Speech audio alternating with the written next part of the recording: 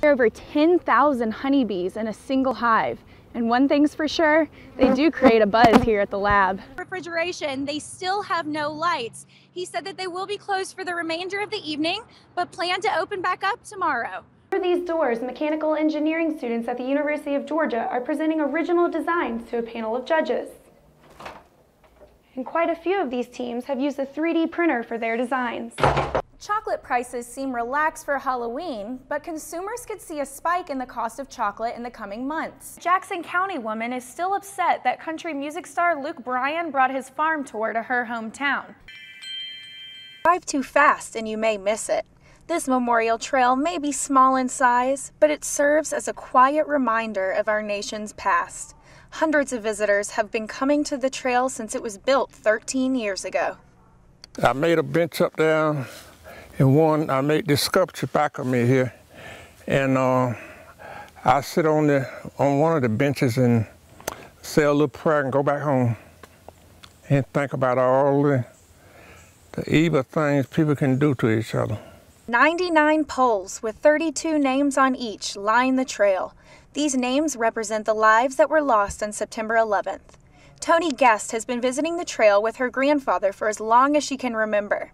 It's where she pays tribute to her family members who lost their lives on that tragic day. It's almost a peace here, you know, you get to reflect and kind of really just remember everything. It's such a beautiful place here that it's kind of gives you peace and a place to kind of go and remember, you know, that people do care. This sculpture on the trail represents Flight 93 that was hijacked on September 11th, 2001. There are 9 poles here, with 3 of them shorter than the others, representing the 93 in the flight. Those who died on September 11th will never get to visit the 800-foot memorial trail, but their names will always have a permanent place here. Reporting from Clark County, this is Morgan Hall, Grady News Source. That's for sure.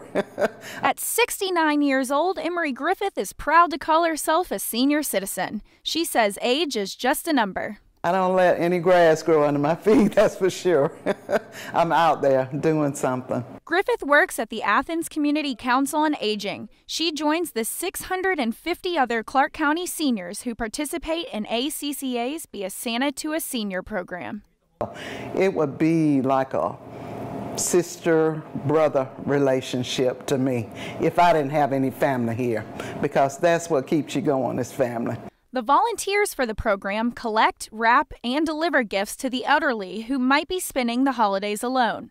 Sarah McKinney is one of them. She calls herself the gift giver. She says that she has secretly given a gift to the same man for the last few years. Every year I've got my love, as I call him, and he knows that I call him my love, and he is a younger gentleman. He's in his 50s in the Athens area who literally has no family. When I say he has no family, he has no mother, no father, no sister, no brother, no aunts, uncles, nobody.